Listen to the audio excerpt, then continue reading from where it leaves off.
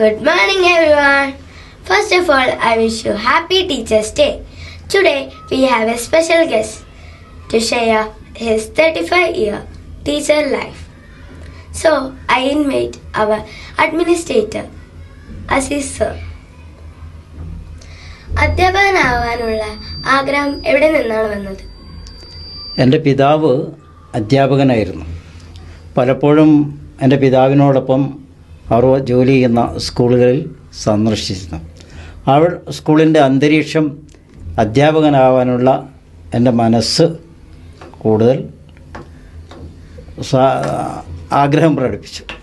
അങ്ങനെയാണ് ഞാൻ അധ്യാപകനായത്. ഈ പറയുന്ന 35 വർഷത്തിൽ സാറിന് മറക്കാൻ കഴിയാത്ത ഒരു അനുഭവം എന്താണ്? ഒരിക്കൽ സ്കൂൾ വിട്ട് ഞാൻ വീട്ടിലേക്ക് പോകുമ്പോൾ എൻ്റെ പേഴ്സ് നഷ്ടപ്പെട്ടതായി അനുഭവപ്പെട്ടു. അങ്ങനെ പിറ്റേ ദിവസം ഞാൻ സ്കൂളിലേക്ക് തിരിച്ചെത്തുമ്പോൾ ഒരു കുട്ടി ഓടി വന്ന് എൻ്റെ കയ്യിലേക്ക് ആ പേഴ്സ് തന്നു. ആ പേഴ്സിൽ പല രേഖകളും പണവും ഉണ്ടായിരുന്നു. ആ കുട്ടി സ്നേഹത്തോടും ബഹുമാനത്തോടും കൂടിയാണ് ആ പേഴ്സ് എന്നിലേക്ക് ഏൽപ്പിച്ചു തന്നത്. എനിക്ക് അതിനേക്കാൾ കൂടുതൽ സന്തോഷം ഉണ്ടായി.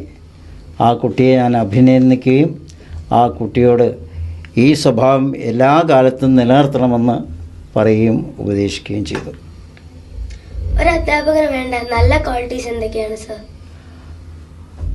ഒരധ്യാപകൻ താൻ പഠിപ്പിക്കുന്ന കുട്ടികളെ മുഴുവൻ പരിഗണിക്കണം. ചെറിയ കുട്ടിയായിരുന്നാലും വലിയ കുട്ടിയായിരുന്നാലും ശരി, നന്നായി പരിഗണിക്കണം. അതുപോലെ അവരെ ചേർത്ത് പിടിക്കുകയും വേണം. എല്ലാ കുട്ടികൾക്കും അധ്യാപകൻ എന്നെയാണ് സ്നേഹിക്കുന്നതെന്നുള്ള ബോധം അവരിൽ ഉണ്ടാക്കി തീർക്കണം. ഈ അധ്യാപക ദിനത്തിൽ കുട്ടികളോട് പറയാനുള്ള മെസ്സേജ് എന്താണ് sir?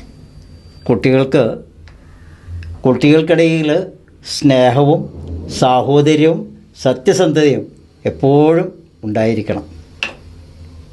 Thank you sir for the valuable message. Thank you.